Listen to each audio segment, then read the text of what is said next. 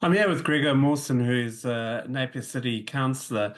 Grego, just in terms of looking ahead and or looking at the current arrangement with shared services amongst the council, different Hawke's Bay councils, are you happy with the shared services that you have, or do you think that there are more services that you can share?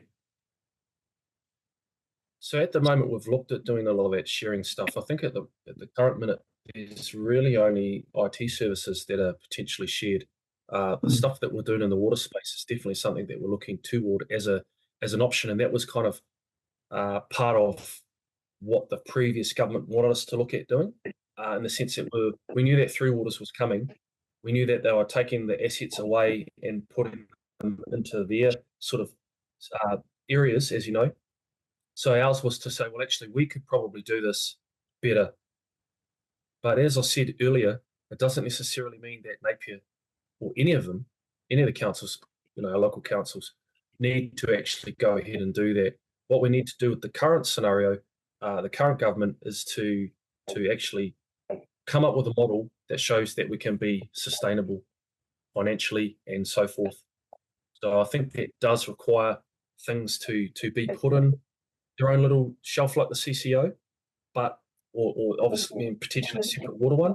But as far as shared services, I think if you can get economies of scale and it works out quite well for the communities of interest, then by all means look at it. But some would say on a different side of the coin, Andrew, that's amalgamation by stealth, and that's a filthy word in Napier, that A word. So We'll get on to that word. We'll get on to that word in a moment. But just in terms of, so what else could be shared? What other things are easy pickings? Because you often hear people say, oh, dog licenses differ, or resource consents differ wherever you go, building consents, they're all different at the different councils. Is that something that could be streamlined across the region? Yeah, I mean, that's a good question. A lot of the stuff we do actually do, Andrew, like that. For instance, joint alcohol policies and things. We try and make things less hard for our community to grasp. For instance, the paying meters, the parking meters and stuff. So we did a little bit of research and looked at that and tried to keep that the same. When it comes to things like dog handling and stuff and registration, I guess it depends on what overhead that actually has for that council. So, for instance, it's not something that can be money made. Can't make money off it. So it has to be cost recovery. So you might find that Napier has, say, for instance, might have a bigger dog problem than Hastings. Plus, they actually pay a little bit more here or a little bit less, so to speak. I certainly know from, say, an alcohol policy perspective, over in Hastings in July, they're going to have a 100% increase in their fees for licensed premises.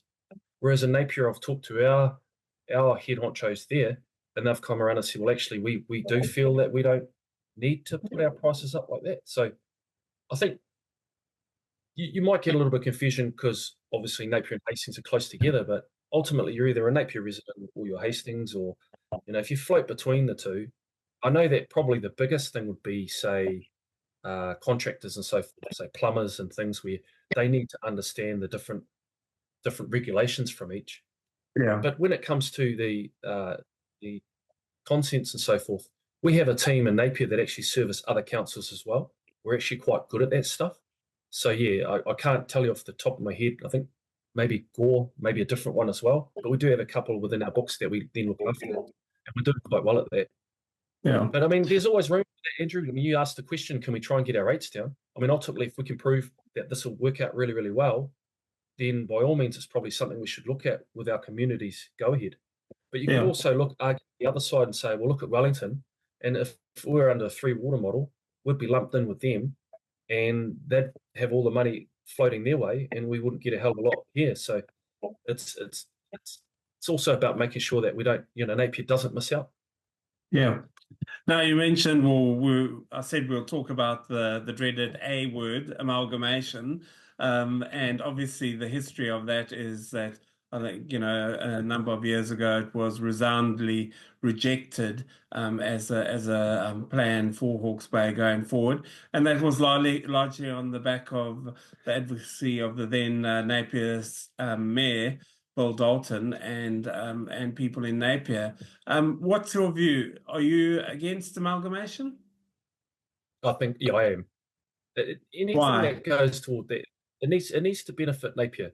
I mean, we're in a good financial position, Napier. It might not seem that way to a lot of people because of their rates rise, but our borrowing capacity is so much more.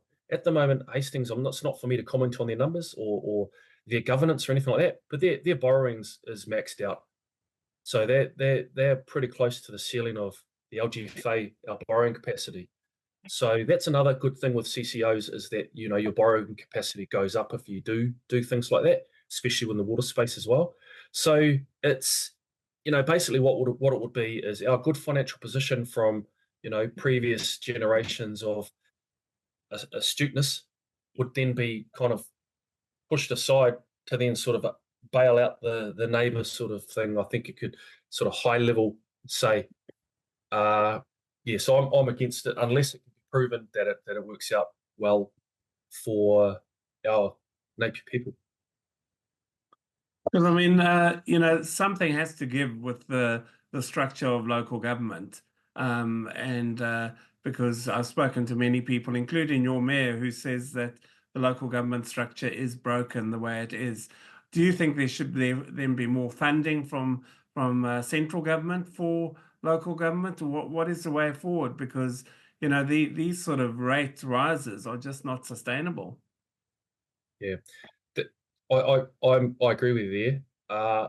It takes me back to an LGNZ conference I went to a few years ago, and I don't know if he was mayor then, but he was certainly a young elected member. But the mayor of Northland, is it Manu or a Māori fella, and he's quite young. And anyway, he said, what would our communities look like if 90% of the funding from central government, 90% of 5% of our funding came from central government, and then they just keep the 5%? How would our communities look then? And it actually made me think and thought, well, clearly, like you said, something has to give. How that funding works is, again, a big numbers game that is well over my head, but happy to get ideas from those people that are a little bit more clued up in that space to then take that on board and look at it. But yeah, in the meantime, we've gone through obviously the local government restructure stuff that the previous government looked at. I wasn't actually on one of those panels that did a lot of that stuff, but we did get some questionnaires and so forth. Just taking me back, Andrew, like when I first got on council, my first term, 2019, I had zero governance experience. So I've needed to really sort of learn. And I am a student for life, so I'm happy to do that. But a lot of the stuff is very much, say, for instance, a lot of my colleagues, they've been in council for a long time. I'm quite happy to say, well, I can make good decisions, but some of the stuff I'm happy to learn a little bit more from those that have been there a little bit longer than me to find out what the better idea was, because I don't have those answers.